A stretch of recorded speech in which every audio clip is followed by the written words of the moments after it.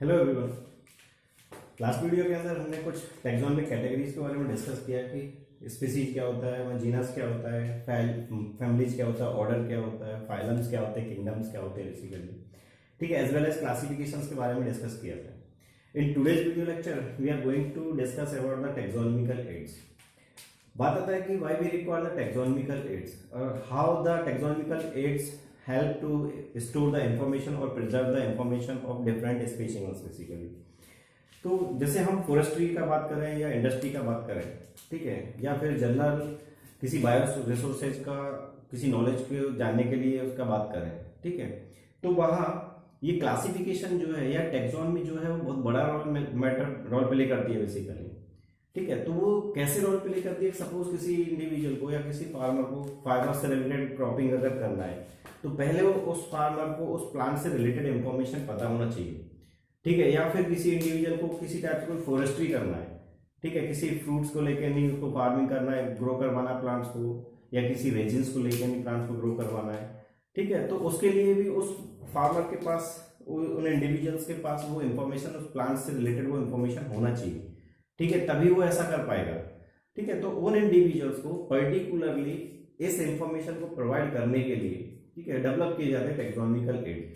तो वो टैक्सोनॉमिकली जो स्टडीज हैं वो एक इजी वे प्रोवाइड करती है इंडिविजुअल्स के लिए, ठीक है, कि उन प्लांट्स को इंडिविजुअल कैसे यूटिलाइज कर पाए बेसिकली फॉरेस्ट्री और इंडस्ट्रीज के अंदर। ठीक है, ऐसे ही टिम्बर यील्डिंग प्लांट्स हैं, ठीक है, तो कौन कौन से प्लांट होंगे? वो टिम्बर यील्डिंग प्लांट्स होंगे। तो वो सब इंफॉर्मेशन हमें मिलता है टैक्सोनॉमी के बेसिस पे, ठीक है, टैक्सोनॉमी और क्लासिफिकेशन के बेसिस पे। तो अगर देखा जाए तो प्लांट्स और animals taxonomical studies are very useful in forestry industries and knowing the bio resources basically. ठीक है, तो बायो जो रिसोर्सेज है उनको जानने में भी, ठीक है, as well as their diversity, उस बायो रिसोर्सेज की क्या क्या डाइवर्सिटीज है बेसिकली। ठीक है, तो अगर हम टैक्सोनॉमिकल एड्स को देखें तो टैक्सोनॉमिकल एड्स जो होंगे ना, दीज स्टडीज या फिर taxonomical aids require the correct identification and classification of organism. बहुत इंपॉर्टेंट जो होगा वहां पे उन प्लांट्स को, उन एनिमल्स को, उन स्पेसिमन्स को आइडेंटिफाई करना, ठीक है, आइडेंटिफाई करके उनका पर्टिकुलर नेमिंग करना, उनका फर्दर क्लासिफिकेशन करना, ठीक है, तब जाके उसको पर्टिकुलर ग्रुप के अंदर कैटेगराइज करना। तो जनरल इंडिविजुअल तो पर्टिकुलर उस ग्रुप से उस टाइप के स्पीसीज को, उस टाइप के प्लांट्स को, उस टाइप के एनिमल्स को यूटिलाइज कर लेता है, लेकिन उसको कैटेगराइज करने में जो हेल्प हुआ है, ठीक है, वो सारा हेल्प हमें टैक्सोनॉमी से है। ठीक है, तो रैंडमली किसी एरिया में से अगर मैं प्लांट को सेलेक्ट करने जाऊँ, ठीक है, तो वहां बहुत बड़ी डिफिकल्टी फील होगी। ठीक है, दूसरा थिंग्स कि उस एरिया को मैंने अलग अलग ग्रुप्स के अंदर क्लासिफाई कर दिया, और अब हमें अगर किसी को बोला जाए कि वहां से टिम्बर यील्डिंग प्लांट्स हमें सेलेक्ट करना है, ठीक है, तो इजीली हम उस प्लांट्स को सेलेक्ट कर पाएंगे। क्यों? क्योंकि वहां पे ग्रुप्स बने हुए, उनको ऑलरेडी क्लासिफाई किया हुआ है बेसिकली। ठीक है, तो समझ में आया कि टैक्सोनॉमी का क्या रोल है। तो टैक्सोनॉमी जो होगा वो टैक्सोनॉमी क्या है? इजीनेस प्रोवाइड कर रहा है, ठीक है, ताकि उस इजीनेस से, ठीक है, हमारी फॉरेस्ट्री बेनिफिटेड हो सके, हमारी इंडस्ट्री बेनिफिटेड हो सके, एज वेल एज हम जो बायो रिसोर्सेज है और उनकी डाइवर्सिटी जो है उनको जान सके बेसिकली। ठीक है, बात आता है कि टैक्सोनॉमिकल एड्स होते क्या हैं, इनका पर्टिकुलर डेफिनेशन अगर दिया जाए तो होता क्या है बेसिकली। ठीक है, तो टैक्सोनॉमिकल जो एड्स हैं वो जस्ट एक प्रोसेस है और टेक्निक्स है और प्रोसीजर्स हैं जो कि किसी स्पेसिमेंस के डाटा को स्टोर करना, एज वेल एज उस स्पेसिमेंस को स्टोर करना और उसकी इंफॉर्मेशन को प्रिजर्व करने का एक तरीका है। कौन? जो टैक्सोनॉमिकल एड्स है बेसिकली। ठीक है, तो टैक्सोनॉमिकल एड्स की अगर डेफिनेशन दिया जाए तो they are the certain procedure and techniques to store and preserve the information as well as the specimens, उनको स्टोर करना, उसको प्रिजर्व करने के लिए जरूरी है बेसिकली। ठीक है, तो plants and animals, plants and animals taxonomic study, taxonomic study very useful, very useful in forestry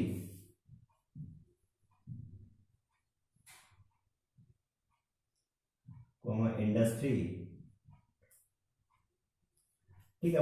कोई भी इंडस्ट्री हो सकती है, वो पेपर इंडस्ट्री, वो पल्प इंडस्ट्री हो सकता है, वो फिर फाइबर इंडस्ट्री हो सकता है, या टिम्बर का इंडस्ट्री हो सकता है, फर्नीचर इंडस्ट्री, कोई भी इंडस्ट्री बेसिकली, ठीक है। तो taxonomic studies very useful in forestry industry and knowing bioresources and knowing bioresources and their diversities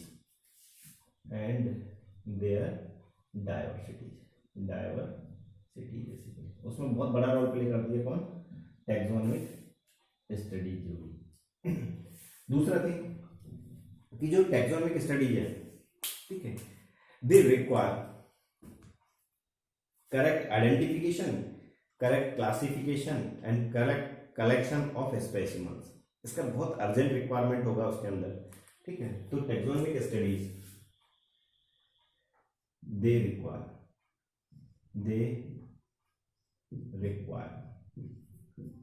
correct identification, comma classification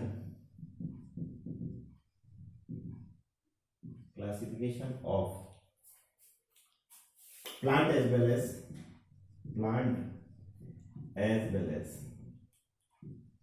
animal specimens as well as animal specimens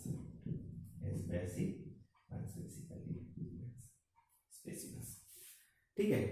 तो यहाँ से इस taxonomic जो एड्स हैं उनका अगर डेफिनेशन दिया जाए तो टैक्सोनॉमिक एड्स होते क्या हैं? टैक्सोनॉमिक एड्स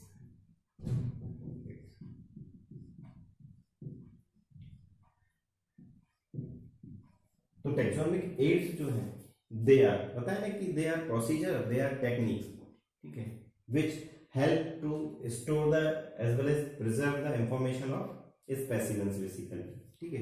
और उस इंफॉर्मेशन को हम फर्दर यूटिलाइज करते हैं फॉरेस्ट्री के अंदर या फिर क्या नाम है इंडस्ट्रीज के अंदर या फिर बायो रिसोर्सेज को जानने के लिए, ठीक है। तो they are taxonomical aids, they are certain procedure and technique, they are certain procedure and technique, ठीक है, to store and preserve the information of, to store and preserve the information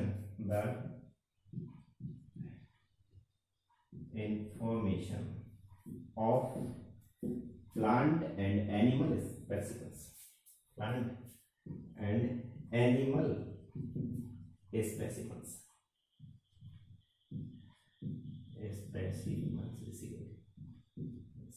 ठीक है। तो प्लांट्स और एनिमल स्पेसिमेंस की जो information है उसको प्रिजर्व कर सकते हैं और उसको स्टोर कर सकते हैं basically with the help of these taxonomic aids, ठीक है।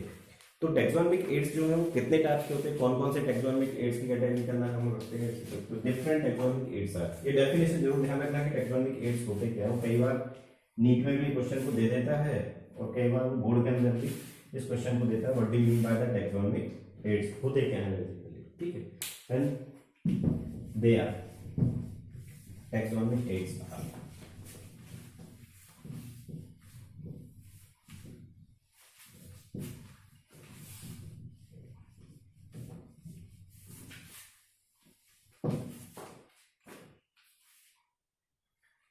these taxonomic aids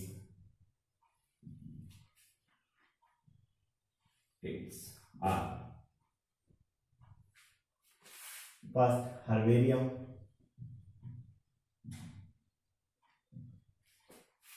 second botanical gardens,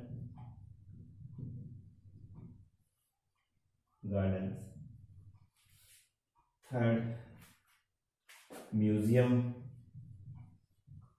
museums, fourth zoological park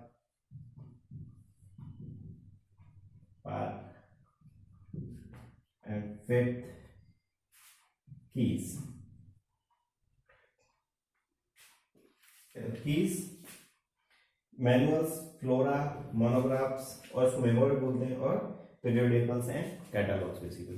तो these all are the taxonomical aids basically. तो वन बाय वन हमें इनको डिस्क्राइब करना है, वन बाय वन इसको समझना है कि हर्बेरियम को हम कैसे as a taxonomical aid use करते हैं, या बॉटनिकल गार्डन जो है वो कैसे एक टैक्सोनॉमिकल एड्स है, ऐसे museum how it is the taxonomical aids basically. ठीक है, तो let's start one by one. The first is herbarium. Herbarium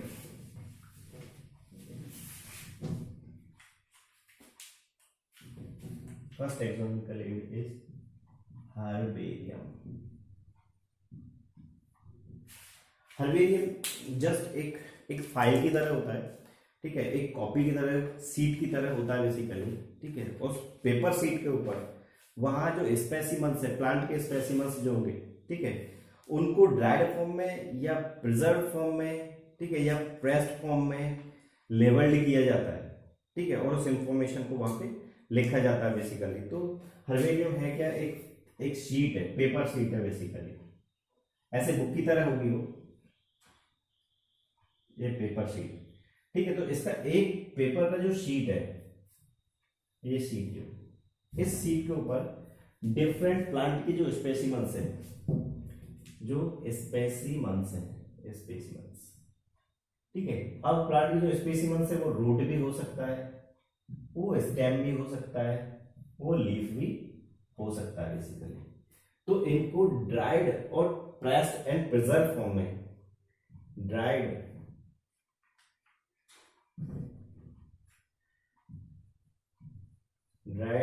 comma pressed comma preserved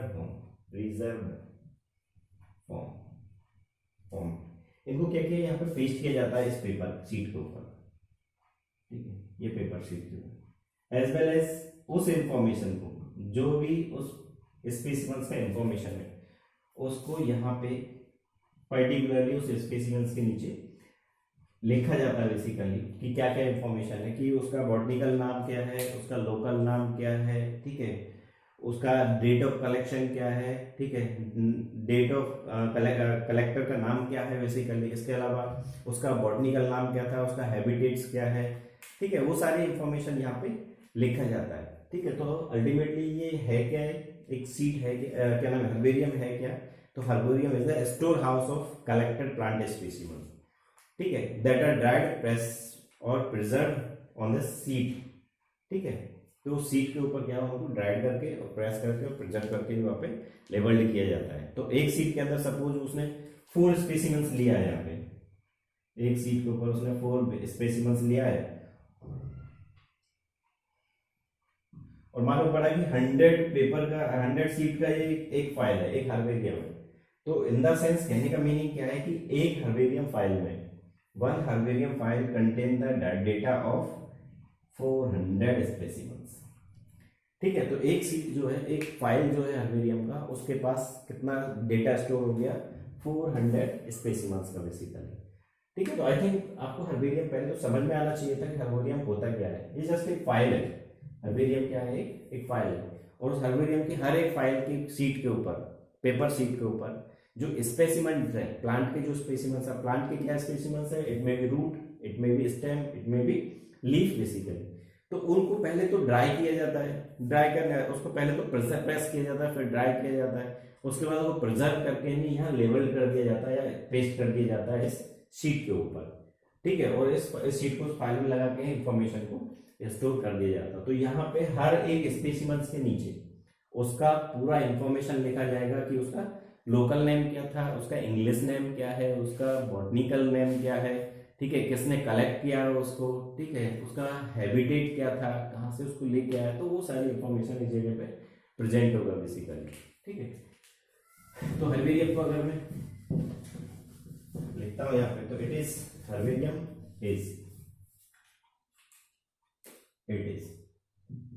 it is storehouse of collected plants specimens.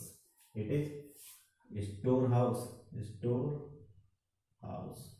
of collected plant specimens basically plant specimens in, पता है ना कि वो preserve form में भी हो सकती है, वो ड्राइड फॉर्म में या प्रेस फॉर्म में भी हो सकती है, in pressed form, in pressed comma dried comma preserve form basically, ठीक है, उनका स्टोर हाउस है। Here the specimens of plant may be the specimens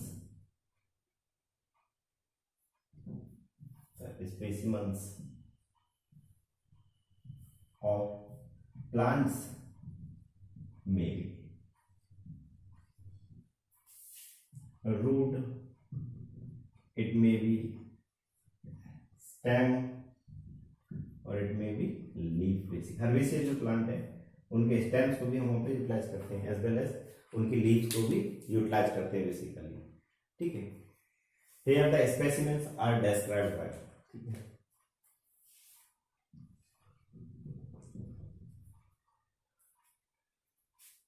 It is a storehouse of collected plant specimens in pressed and dried and preserved form on paper sheet basically, एक paper की sheet के ऊपर, ठीक है। Here information of specimens is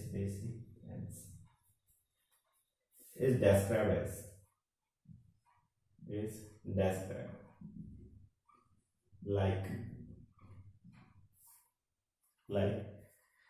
habitat, उसका habitat क्या है, उसका बॉटनिकल नेम क्या है, botanical name, date of collection क्या है, date of collection, name of collector कौन है, नेम ऑफ कलेक्टर बेसिकली। इसके अलावा इसका इंग्लिश नेम क्या है,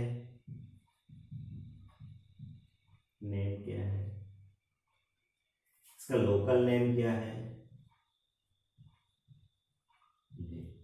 ठीक है। तो ये सारी इंफॉर्मेशन जो भी उस स्पेसिमेंस के ऊपर डिस्क्राइब होगा basically. Herbarium serve as a quick reference system in taxonomical studies basically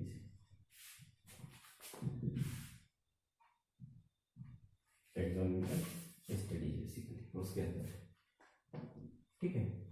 the largest herbarium in the world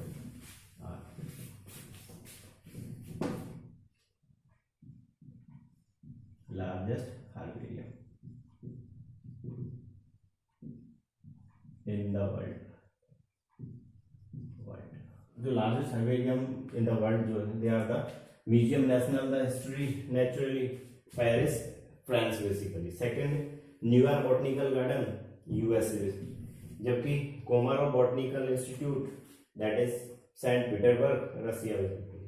इसके अलावा royal botanical gardens in Kew England, ठीक है। इसके अलावा कंजर्वेशन एट जर्डिन बॉटनी डी ला विलेजी जिनेवा और स्विट्जरलैंड बेसिकली। तो ये क्या है सब, वो लार्जेस्ट हर्बेरियम से बेसिकली, ठीक है। नेक्स्ट जो टैक्सोनॉमिकल लीड्स है that is the botanical gardens basically, botanical gardens.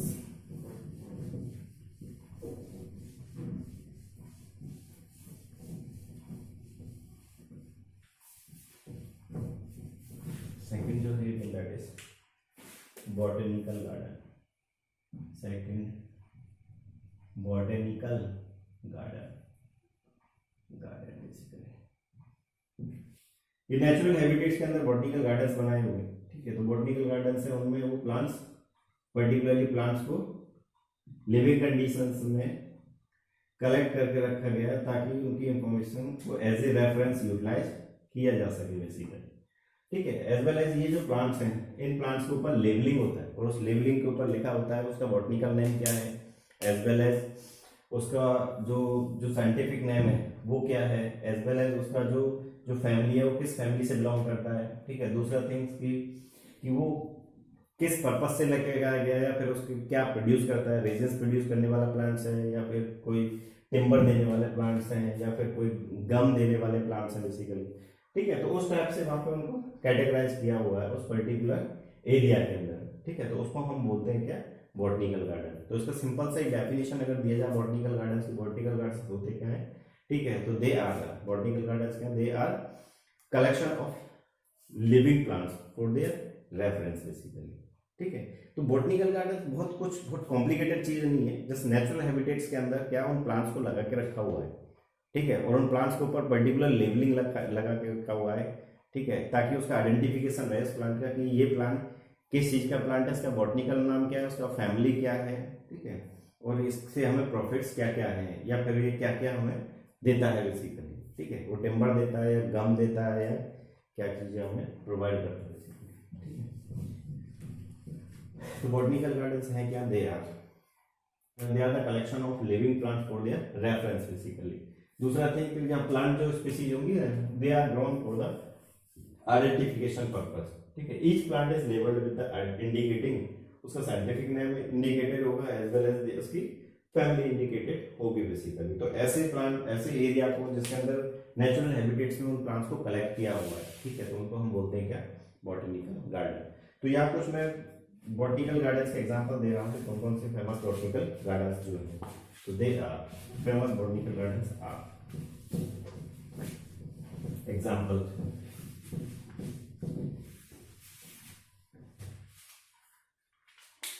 ठीक है। इंडिया के अंदर सम बॉटनिकल गार्डन्स जो हैं, ठीक है, दे आर एनबीआरआई हो गए, जैसे NBRI national botanical research institute. कई बार क्वेश्चन पूछता है कि एनबीआरआई इज लोकेटेड एट, ठीक है। तो ध्यान रखना कि NBRI is located as Lucknow UP. तो स्टेट वाइज भी क्वेश्चन पूछ सकता है एज वेल एज वो पर्टिकुलर प्लेस वाइज भी क्वेश्चन पूछ लेता है बेसिकली। ये पूछ लेता है वहां पे NBRI is located at UP, MP, Assam, Meghalaya, then answer will be UP. या फिर पर्टिकुलर रीजन वाइज पूछ लेता है कि NBRI is located at then Howrah, A option, B option में लखनऊ, सी ऑप्शन में जयपुर, डी ऑप्शन में none of the, then answer will be the Lucknow basically, ठीक है। दूसरा botanical garden, the botanical garden Guru Nanak Dev, Amritsar, Punjab में लोकेटेड है। Third that is the institute of forest genetics and tree breeding, Coimbatore. बता रहे कि प्लेस को ध्यान रखना कि प्लेस के बेसिस पे जीके टाइप के क्वेश्चन डेवलप करता है वहां से, ठीक है। ऐसे ही नारायण गुरुकुला बॉटनिकल सेंचुरी जो कि वायनाड में सिचुएटेड है और केरला के अंदर है बेसिकली। ऐसे ही एक क्या है कि national Indian botanical garden Shivpur Howrah, ये सबसे बड़ा बॉटनिकल गार्डन इंडिया के अंदर, ठीक है।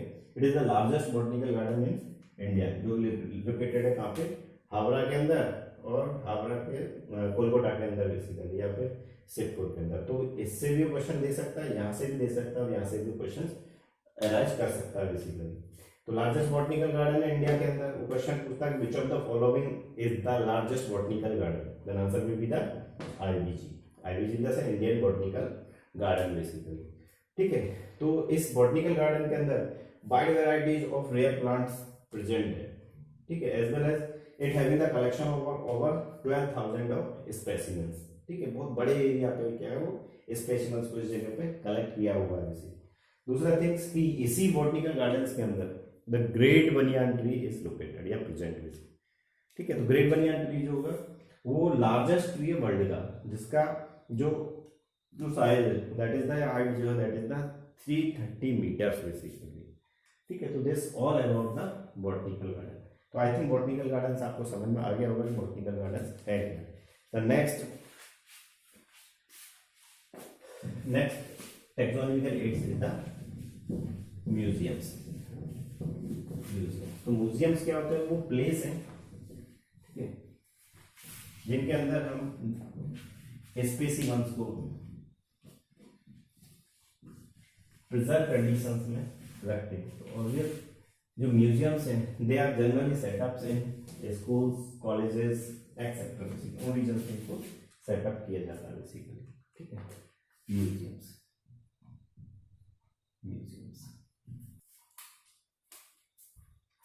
ठीक है। तो म्यूजियम्स हैं क्या, होता है कि म्यूजियम्स जो है वो एक ऐसे प्लेसेस हैं जिसको जहाँ पे कि हमने स्पेसिमेंस को कलेक्ट करके रखा, प्रिजर्व करके रखा है। ठीक है, प्लांट्स और एनिमल्स स्पेसिमेंस को। तो या क्या होता है ना कि जो प्लांट और एनिमल जो स्पेसिमेंस हैं उनको एक सॉल्यूशन के अंदर डिप करके रखा जाता है, कंटेनर के अंदर या फिर बॉक्सेस के अंदर। ठीक है, और वो जो सॉल्यूशन वो प्रिजर्वेटिव सॉल्यूशन होता है जिसमें बहुत टाइम तक वो डिके नहीं होते बेसिकली। ठीक है, तो जनरली जो म्यूजियम्स हैं they are setup in schools और कॉलेजेस बेसिकली। ठीक है, तो उसमें हम इंसेक्ट को भी प्रिजर्व कर सकते हैं, वहाँ पे स्केलेटन भी होंगे बेसिकली, एज वेल एज उस जगह पे जो एनिमल्स और बर्ड्स जो हैं उनको भी हम क्या उनको भी हमें एज ए स्पेसिमेंस रखा हुआ है बेसिकली। ठीक है, तो वो यहाँ पे लिखा हुआ है कि जो म्यूजियम्स यहाँ they are generally setup in educational institutes like schools और कॉलेजेस।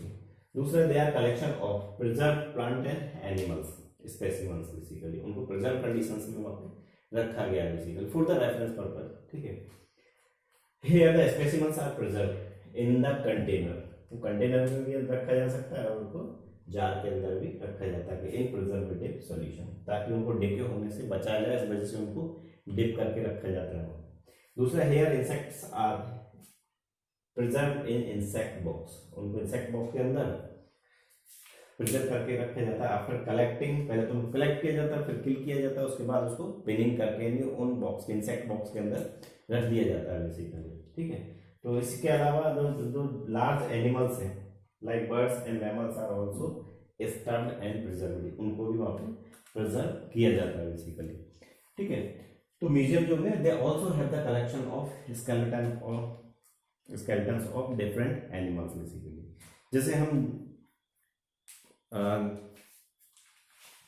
जो गुवाहाटी का म्यूजियम देखते हैं, ठीक है, तो गुवाहाटी के म्यूजियम में जाके देखेंगे तो वहाँ देखना कि वो जो बोटल्स हैं या फिर जो जार जो है या कंटेनर जो है उनके अंदर डिप कंडीशन में, ठीक है, वो स्नेक्स रखा हुआ है। ठीक है, वहाँ इंसेक्ट्स रखे हुए हैं। ठीक है, डिफरेंट स्पीसीज जो क्रोकोडाइल्स की रखी हुई है बेसिकली, लिजार्ड्स रखे हुए हैं उसके अंदर। ठीक है, तो वो सब प्रिजर्व कंडीशंस में रखा हुआ है।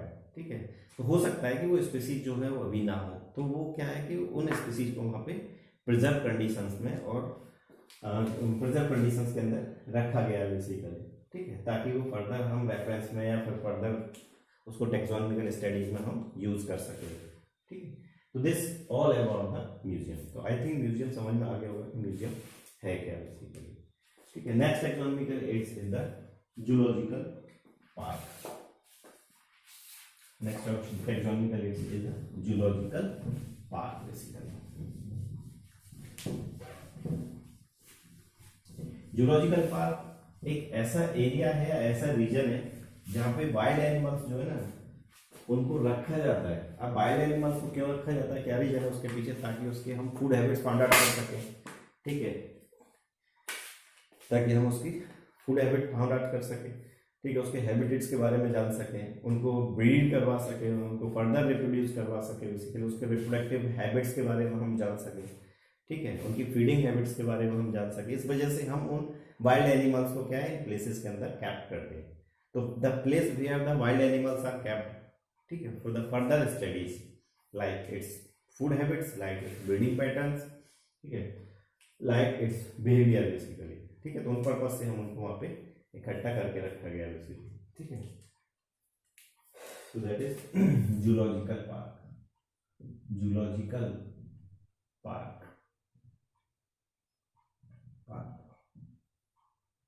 और इनको हम जू भी बोलते हैं। जूलॉजिकल पार्क है क्या, ठीक है, they are the place where the wild animal are kept in the protected environment. वो फुल्ली प्रोटेक्टेड एनवायरनमेंट होगा, वहाँ पे हर इंडिविजुअल जो होगा वो उन पर्टिकुलर एनिमल्स तक, ठीक है, या उस रीजन तक अलाउ नहीं होता जाने के लिए बेसिकली। इस वजह से वो क्या पूरा ह्यूमन अंडर केयर है।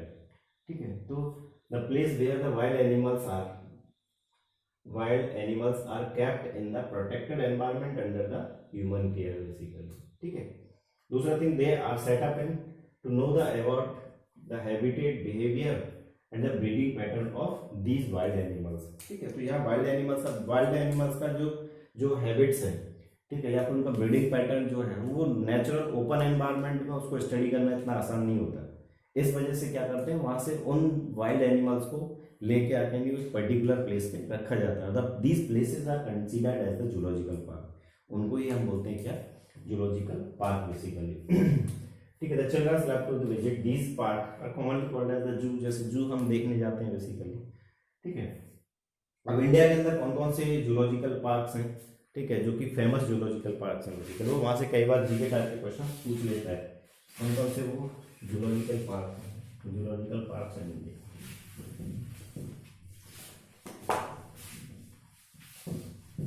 इंडिया के अंदर जो जूलॉजिकल पार्क है बेसिकली. ठीक है. तो सम जूलॉजिकल पार्क इन इंडिया जो है, इंपॉर्टेंट सम जूलॉजिकल पार्क जो है इंडिया के, they are the Alipur zoological park या Alipur zoological garden, that is the Kolkata, West Bengal. Just GK type के क्वेश्चंस यहाँ से अराइज होंगे बेसिकली. ऐसे एलन फॉरेस्ट जू कानपुर यूपी के अंदर लोकेटेड होगा. वैसे गुवाहाटी जू, इसको तो आप अच्छे से जानते हैं, दैट इज आसाम होगा basically. Indira Gandhi zoological park Visakhapatnam Andhra Pradesh में लोकेटेड है. जीजा माता उद्यान मुंबई महाराष्ट्र के अंदर लोकेटेड होगा. लखनऊ जू लोकेटेड एट या सिचुएटेड एट लखनऊ यूपी होगा बेसिकली. ऐसे ही मैसूर जू कर्नाटका में सिचुएटेड है. नेशनल जूलॉजिकल पार्क ये न्यू दिल्ली लोकेटेड है basically. Mathura road new Delhi में है. ठीक है. नेहरू जूलॉजिकल पार्क ये हैदराबाद आंध्र प्रदेश के अंदर लोकेटेड है. ऐसे संजय गांधी जैविक उद्यान ये पटना और बिहार के अंदर लोकेटेड है बेसिकली. ठीक है. तो ये सब इंपॉर्टेंट जूलॉजिकल पार्क हैं. ठीक है. वह बाई चांस पूछ लेता है वहां से कि अलीपुर जूलॉजिकल पार्क कहाँ सिचुएटेड है. ठीक है. तो वो आपको थोड़ा ध्यान माइंड में रखना होगा बेसिकली.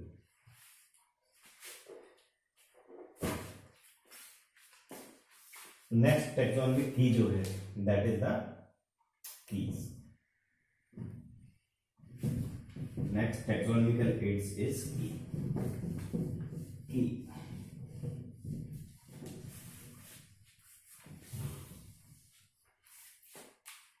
बेसिकली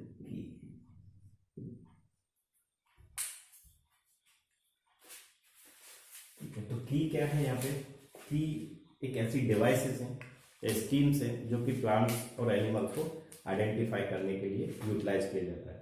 तो यह जो कीज होंगी, उन कीज के केस में हम क्या कैरेक्टर्स यूज करते हैं. ठीक है. चाहे वो वेजिटेटिव कैरेक्टर्स हो या फिर उसके रिप्रोडक्टिव कैरेक्टर्स हो, ठीक है, या बॉडी के मॉर्फोलॉजिकल कैरेक्टर्स हो. ठीक है. सपोज कोई कैरेक्टर से पिन्ना का, तो पिन्ना उस पर्टिकुलर स्पेसिमेंस के पास प्रेजेंट है या उसके पास पिन्ना एब्सेंट है. दूसरा फ्लाइज के केस में वो फ्लाई करता है या नहीं करता. तो यहाँ क्या है, पेयर्स की फॉर्म में हम उस कैरेक्टर्स को यूटिलाइज करते हैं, जिसके बेसिस पे हम आइडेंटिफाई करते हैं इस पर्टिकुलर स्पेसिमेंस को बेसिकली. ठीक है. तो P keys are the device और schemes used for the identification of plant and animals basically. There are another taxonomical aids used for identification of plants and animals. दूसरे type के वो एक taxonomical aids है basically.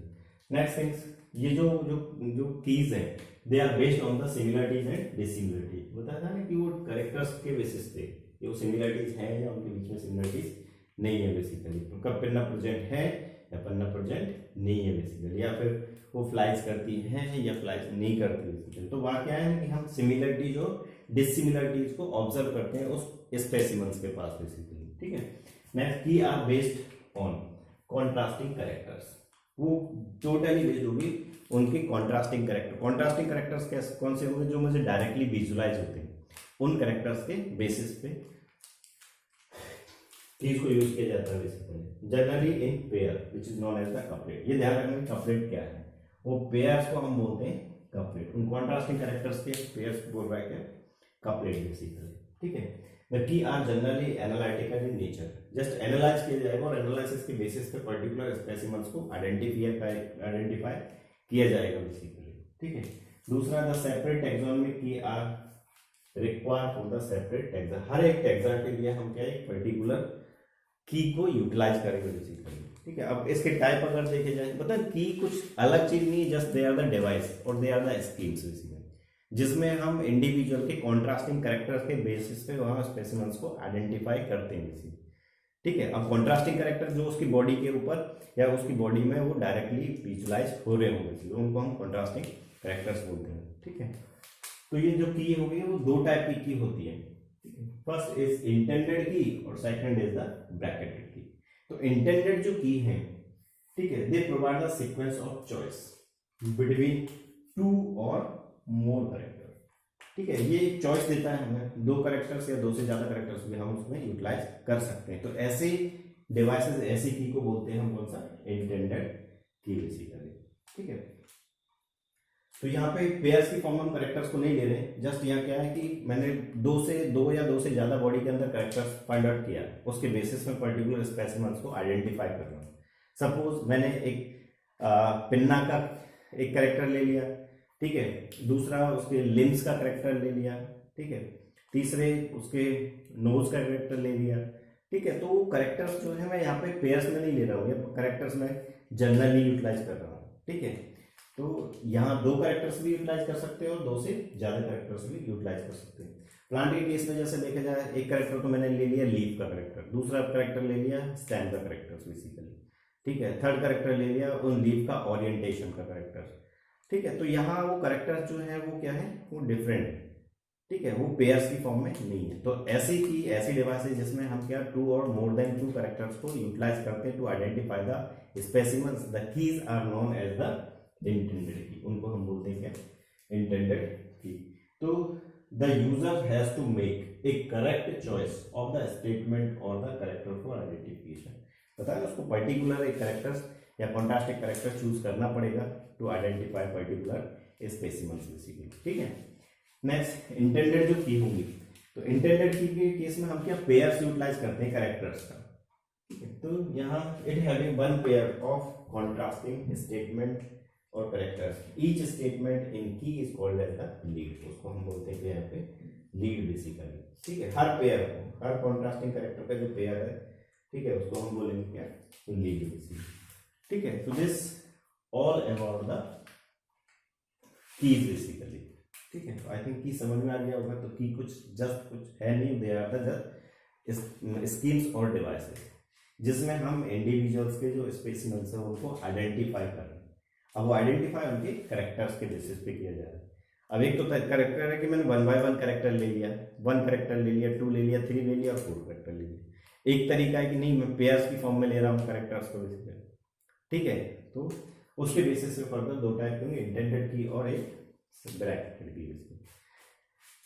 तो next है manuals basis. तो manuals हैं क्या, ये ऐसे टेक्सोनॉमिकल एड्स हैं जो कि इंफॉर्मेशन को स्टोर करते हैं, आइडेंटिफिकेशन कॉमा उस पर्टिकुलर स्पीसीज उस एरिया के अंदर उसकी इंफॉर्मेशन को स्टोर करने का काम करते हैं, ये मैनुअल्स जो होते हैं बेसिकली। ठीक है, तो वही लिखा हुआ है, these are the these taxonomical aids contain the information for the identification of name of the particular species found in an area basically, एक records की तरह है basically. ठीक है, these are also provide the information about the key, description, family, genus और species, उसकी information भी इसके अंदर मिल जाएगी हमें।